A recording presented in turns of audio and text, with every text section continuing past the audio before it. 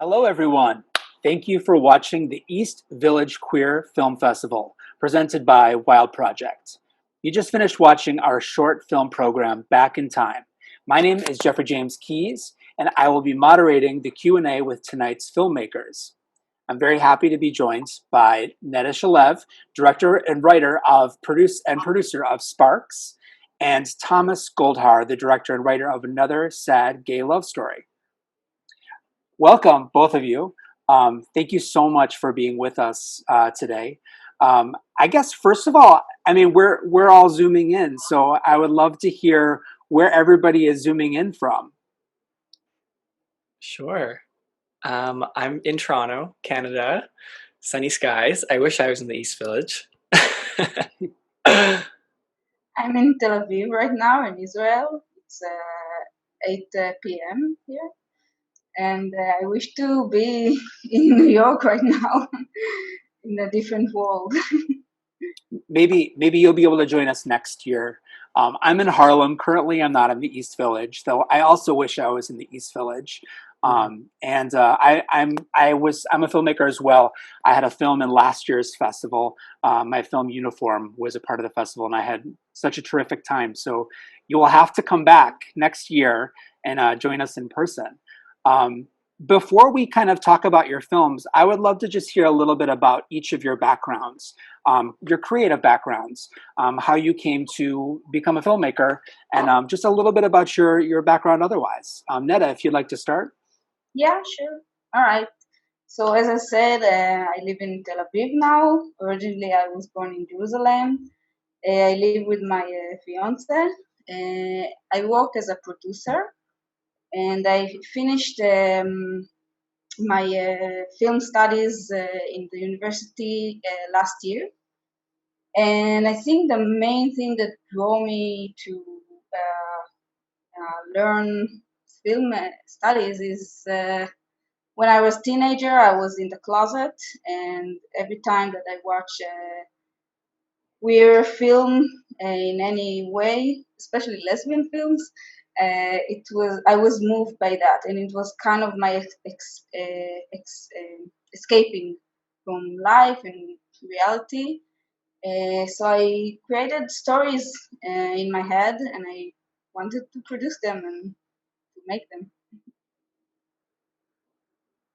Great. And Thomas. um, I went to an arts high school, and there I'd taken a couple film programs. And I grew up as an actor, and I was doing a lot of theater as a kid. But there was something really fun about getting to control a narrative, and I guess coming from the background of being an actor, then learning how to do it from the other side and scripting and directing was just as fascinating. So I ended up going to university for film and TV. And this film that's in your festival was my fourth year thesis project. And so having, I guess, the experience from schooling to learn about film and, doing it hands-on, working in different genres, that's sort of where it all kind of started for me. Great. And Yeah. can you each tell me a little bit about the inspiration for your films? Sure, all right. I think the inspiration was also from my life. I was dealing with grief, the theme of grief, and a lot of in my creation during my life. Um, so I wanted to have a story that will combine the grief, the sadness, the yearning with a different aspect of my life, which is queerness, that brings me joy and dancing and happiness. And I wanted a story that combined the two of them. And yeah. Wonderful. And Thomas? Um, the inspiration started when I was in high school and I was in my first relationship, and I had written down this idea about what would it be like if there was this chemical that could alter our relationship, and if we were attracted to each other. And so I carried that idea with me for a long time. And then when it came down to having an idea for a film to make in that fourth year of school, um, my co-writer and my friend who worked on it with me, she's the producer. I ran it by her thinking like, oh, I have this in my drafts from like 5 years ago. And so we, workshopped that idea. And, for us, the inspiration for the film was just making something that was representative, accurately representative of what it's like to be in the queer community, and telling stories that purposefully show characters not as a trope. And so, from the beginning of many years ago, coming up with that thought to then exploring it as an idea for a film, it took on many different forms, and we had to workshop it and run it by many different people. But ultimately, it was something we wanted to make as a commentary on some of the struggles that came before our time in the queer community in order to, you know, allow us to live such generally easy lives. Great. And Yeah. I always I love both of the names of your film, and I feel like I always have a difficult time, coming up with my name. Like names and log lines for me are like just monsters always. How did you know your name right away? Did you know it'd be Sparks? Did you know it'd be another sad gay love story? Like how did that come to be? Thomas, you go ahead first. Okay. Yeah, the name was hard for us. It was really hard. That was one of the hardest parts. And we had a long time to figure that out, like a long pre-production. But I don't even know how we came up with it. We were just like brainstorming. But I think for us, the idea was for it to be kind of a commentary on how many, queer love stories end in tragedy. And so the idea of it for us was, and it's like the name is slightly satirical, I guess, even though the movie is not satirical at all. But the idea of just like, let's put a commentary out there on here's another tragic tale of queer characters that go through this unnecessary heartbreak and loss. But it's always funny how, like, as a project ages, especially as the creator, you start to like you almost nitpick it as you go on and thinking now it's like, oh, like if I could rename it, what would I make it? I always think about that. But yeah, that's in its early phase. That's kind of how it came to be. Well, for me, Spark in Hebrew is a title of a song that I have reference to in my film in the end, which mostly Israelis audience will understand and know. And I had questioning whether I should leave this name in English, and decided to do so. Because also sparks the meaning of the name. I think that shows that we have in difficult times we have sparks of hope and joy and togetherness. And this is what Amit, the main character, is going through in the film. He's having a really hard time, and but all around him, there is sparks of understanding, and the sparks also uh, goes down him while he understands how to react. Excellent. And I'm always interested in what you learned making your film. As a person or as an artist, you can interpret the question however you like. Wow, making the film was a journey of almost 3 years. Uh, doing while I'm in studies, it was also my thesis film. Uh, so I think that what I learned mostly is about production. We had really big production comparing to other when you're just a student, and we work in a big team, and we had of course struggles, but also really a lot of successes. And I think that what I've learned the mostly is I did it, but I learned to be the anchor of a big ship. As a director, I'm leading so many people that follow my idea, my personal dream, and it's become also their dream, and it's really unique to have other join in your dream and make it their own. And as an artist, I learned uh, that the script is just really a skeleton, and we had so many scenes that dropped during the edit. So I learned to uh, be more specific when I'm writing the script and when I'm shooting. And I think there's a lot of things I learned. It was the first big film project, but I think a lot of it had to do with teamwork and communication between other people on the executive team, and learning how to delegate tasks, not taking on too much, sort of, as you said, as like the anchor of a project. Um, and yeah, and also not getting too bogged down by the script. Um, Understanding that, yeah, it is like, like a skeleton framework, but like, especially when working with actors, allowing them to take on their own, or like working with them to take on their own interpretation and meaning, so that they can give their most authentic performance. And that was really fun for me. Like the two main actors who play Jackie and Elliot in the film, they were like the best to work with, like just as people, but also as actors. Like for, a student film, like they just were so professional, and it always stunned me. And so I learned a lot from them too, just like, what their processes are. And so I really wanted to make it feel like a collaborative effort.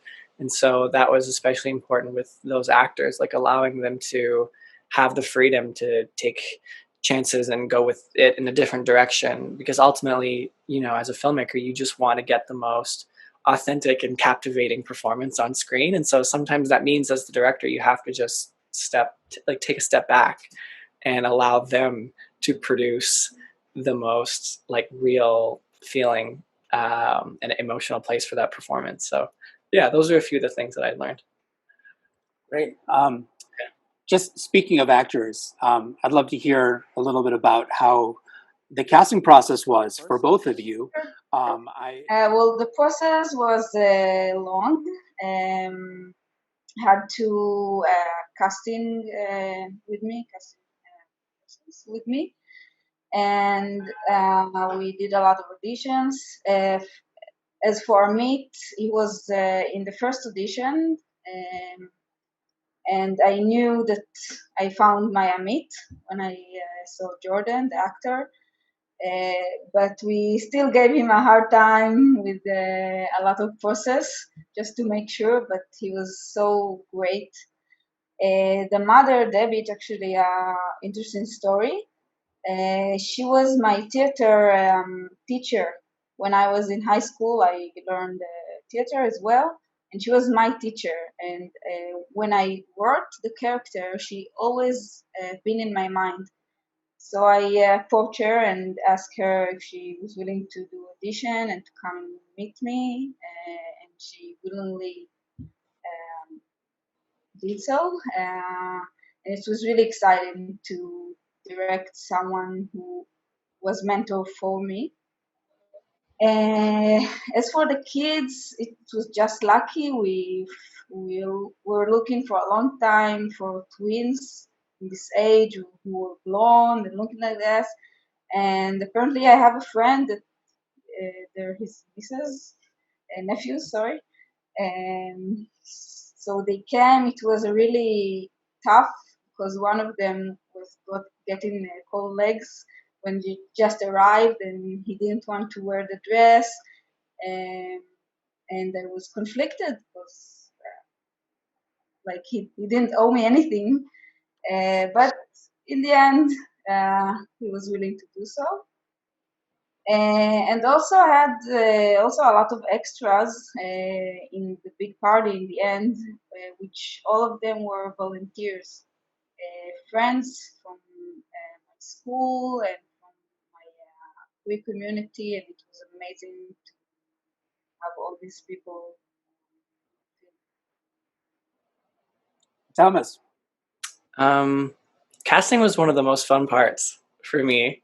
And we had done it over the course of a week and a half, and we saw a lot of actors. And it was fun to see the different interpretations that people brought to the roles that we had already so clearly defined in our own heads. And so it was an interesting process of finding one actor and saying, okay, yeah, they're the one. And then casting off that person, like almost casting backwards, like, okay, who would they mesh with? You know, like, could they be sisters?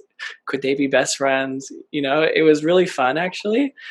So that was definitely my favorite part. And then especially getting back, we held like one round of callbacks and getting to like know the people more that we were considering for casting. Like for us, it was really big to not only bring on the best actors in our opinion or most capable, but to bring on the people who we would most want to work with, because we realized like we're going to be spending a lot of hours with this person, and not only do you want to bring someone on that's capable, but you want to bring someone on that's just pleasant to be around, and it, you know, works well within a team. And so it was sort of like dating auditions in a way, like you know, you want to just get a sense of who the person is too. And then after that process was done, in terms of like you mentioned working with extras, that was fun too. Those were the days that we had all the extras.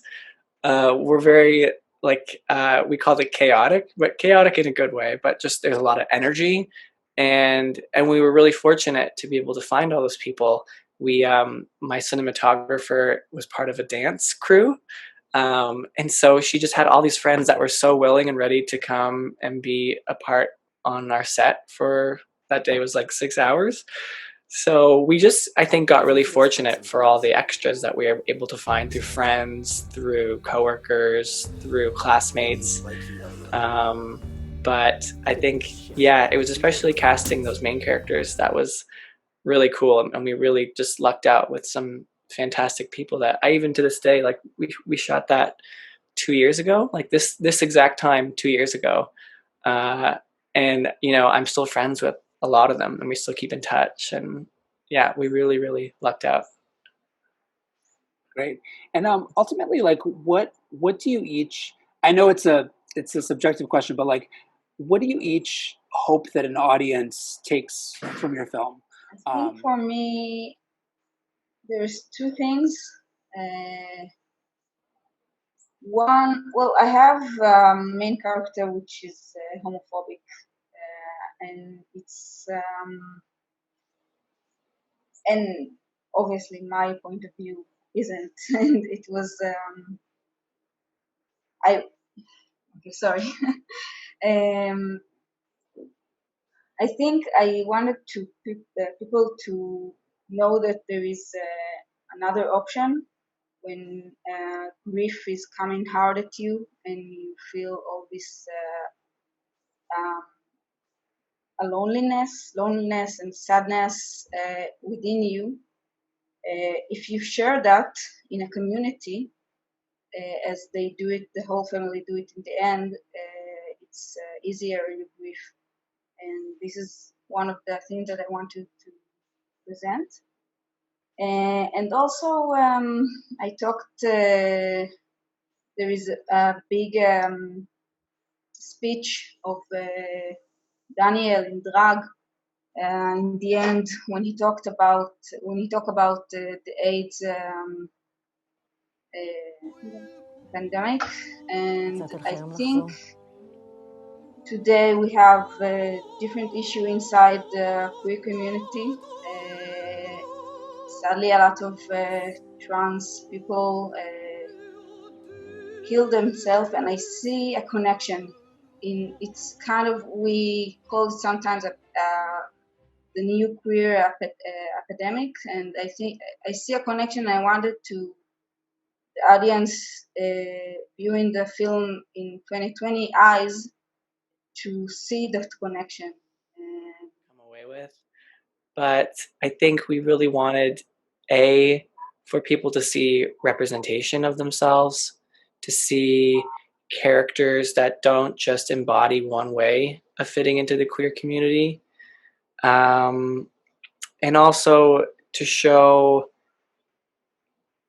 I guess, what it looks like to be at any stage with grappling with your identity, and obviously, like, our film takes place in a different era where to be gay, to be lesbian, to fall under that, to fall into that community, it looked different than it did today, as in like the society that we live in. And coming out probably felt different and looked different. And so I guess we wanted to show that the process is different for everyone, and there's no people deal with coming out in different ways. They deal with being queer in different ways, and sometimes the traumas that come with that.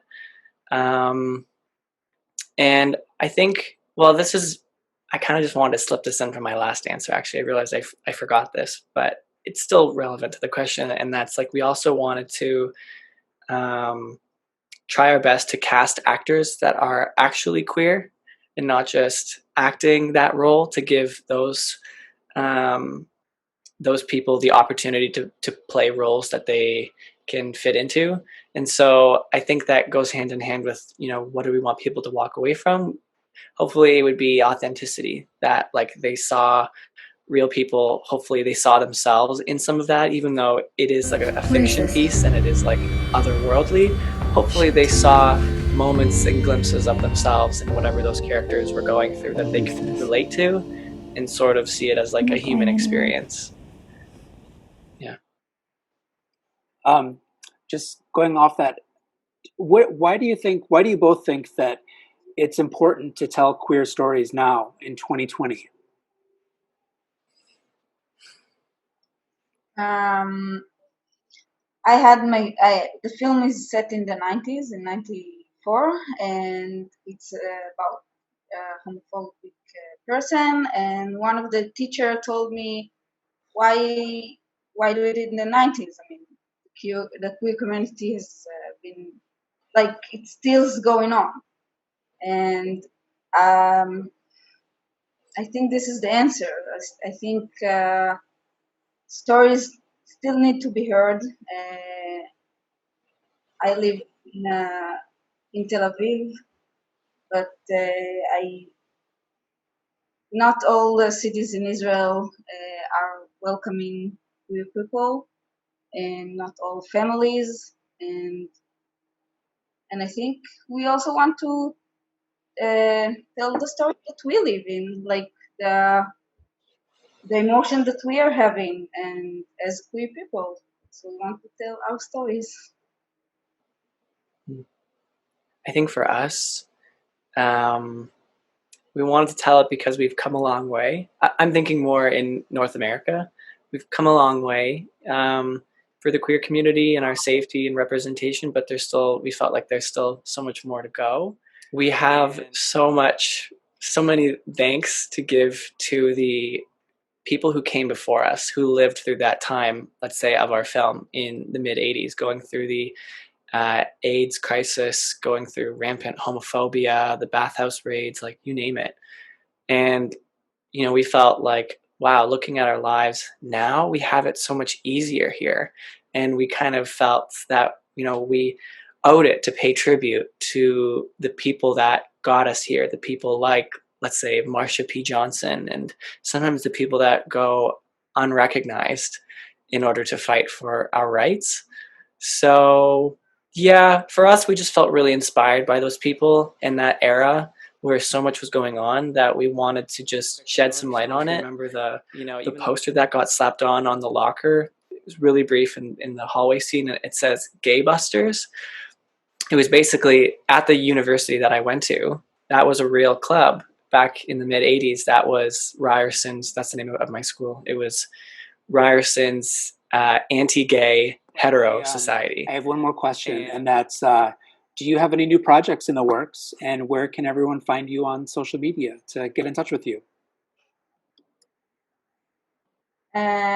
So I'm in the process of writing my feature film, which is combine of 5 stories about each story is about a different stage of grief stages from psychology, which Spark is also the last one. Hopefully one day I will produce this feature film, and I will shoot Sparks again as the last story. So right now I'm working on the script and meeting producers, and hopefully, yeah. And you can find Sparks on Facebook, the page of the film, and yeah, and me. I have my name. I'm For my film, you can find our Instagram account, ASGLS Film. And then if you want to look me up, I have a website. It's just my name, thomasgoldhar.com. And that kind of gives you the different links to my social media and this work that I'm up to right now. What I'm currently working on is actually documentary. Working on research and pre-production for something that I hope to start shooting ideally next summer. But because it's so early on, I can't get into it too much. But yeah, so it's still in the realm of filmmaking, but now taking on to a different form. Excellent. Yeah. Thank you both for your time, for your wonderful films, and that's going to wrap up tonight's Q&A. Thank you so much to both of you, and thank you all for watching. You can catch the rest of the festival, which continues through this Sunday, October 11th, by visiting our website at thewildproject.org. Thank you so much, and have a great evening. Thank you Thank you. very much for having me. Thank you. Thank you.